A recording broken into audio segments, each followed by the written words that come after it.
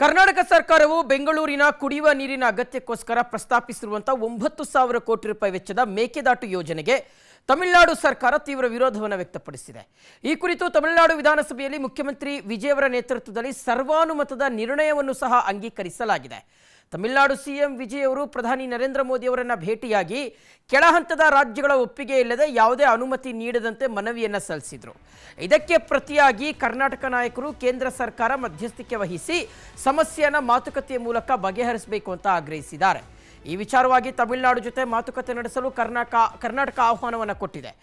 August 3ರಂದು ದಿನಾಂಕ fix ಮಾಡಲಾಗಿದ್ದು ಬೆಂಗಳೂರಿಗೆ ತಮಿಳುನಾಡಿನ ಸಿಎಂ ವಿಜಯ್ ಅವರು ಆಗಮಿಸಲಿದ್ದಾರೆ. ಆಗಸ್ಟ್ 3ರಂದು ಬೆಂಗಳೂರಿನಲ್ಲಿ ಕರ್ನಾಟಕ ತಮಿಳುನಾಡು ಮಾತುಕತೆ ನಡೆಯುವಂಥ ಸಾಧ್ಯತೆ ಇದೆ. ಮೇಕೆದಾಟು ಮತ್ತು ತಮಿಳುನಾಡಿಗೆ ಕಾವೇರಿ ನೀರು ಹರಿಸುವ ಬಗ್ಗೆ ಚರ್ಚೆ ನಡೆಸುವಂತಹ ಒಂದು ನಿರೀಕ್ಷೆ ಇದೆ ಅನ್ನೋದು ಗೊತ್ತಾಗ್ತಾ ಇದೆ ವೀಕ್ಷಕರೇ. ಇನ್ನು ಮುಖ್ಯಮಂತ್ರಿ ಡಿ.ಕೆ. ಶಿವಕುಮಾರ್ ಅವರು ತಮಿಳುನಾಡಿನ ಸಿಎಂ ಆಗಿರುವಂತಹ ವಿಜಯ್ ಅವರಿಗೆ ಪತ್ರ ಬರೆದಿದ್ದಾರೆ. ಸೊ ಈ ಒಂದು ಪತ್ರದಲ್ಲಿ ಯಾವ ರೀತಿಯಾದಂತಹ ಅಂಶಗಳಿದ್ದಾವೆ, ಯಾವೆಲ್ಲ ವಿಚಾರಗಳನ್ನು ಪ್ರಸ್ತಾಪ ಮಾಡಿದ್ದಾರೆ ಮತ್ತು ಇದರಿಂದ ಕರ್ನಾಟಕಕ್ಕೆ ಯಾವ ರೀತಿಯಾದಂಥ ಅನುಕೂಲ ಆಗಬಹುದು, ಸೊ ನಾವು ನೋಡ್ತಾ ಹೋಗೋಣ. ಕಾವೇರಿ ಖ್ಯಾತೆ. ಒಂದು ಕಡೆ ಮಳೆ ಇಲ್ಲ ರಾಜ್ಯದಲ್ಲಿ.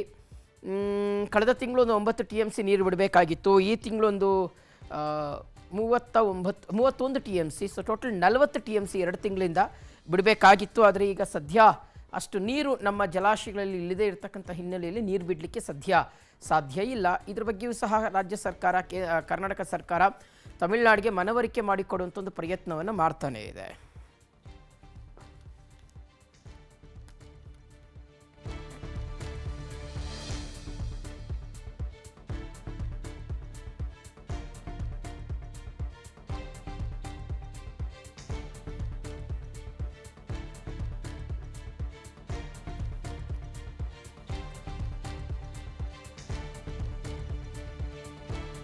ಓಕೆ, ಸೊ ಯಾವ ರೀತಿಯಾಗಿ ಲಾಭ ಆಗ್ಬೋದು ಇದನ್ನು ಅನ್ನೋದನ್ನು ನಾವು ನೋಡ್ತಾ ಹೋಗೋಣ. ಕಾವೇರಿ ನೀರು ಬಿಡುವಂತೆ DMK ನಾಯಕರು ಬಿಗಿ ಪಟ್ಟಣ ಹಿಡಿತಾ ಇದ್ದಾರೆ ಅಂತ. ಸೊ ಕಾವೇರಿ ನೀರು ಬಿಡುವಂತೆ DMK ನಾಯಕರು ಬಿಗಿ ಪಟ್ಟಣ ಹಿಡಿದಿದ್ದಾರೆ.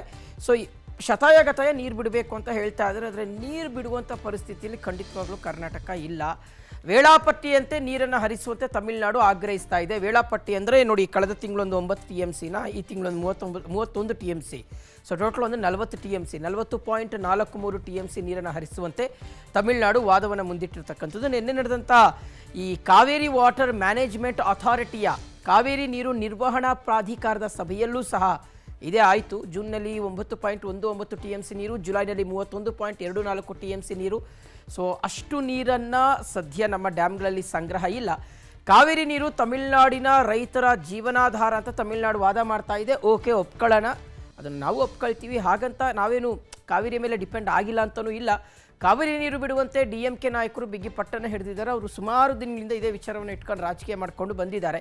ಹಾಗಂತ ತೀರಾ ಮಾನವೀಯತೆಯನ್ನು ಮರೆತು ಕರ್ನಾಟಕ ಯಾವತ್ತೂ ಸಹ ನಡ್ಕೊಂಡಿಲ್ಲ ವೀಕ್ಷಕರೇ.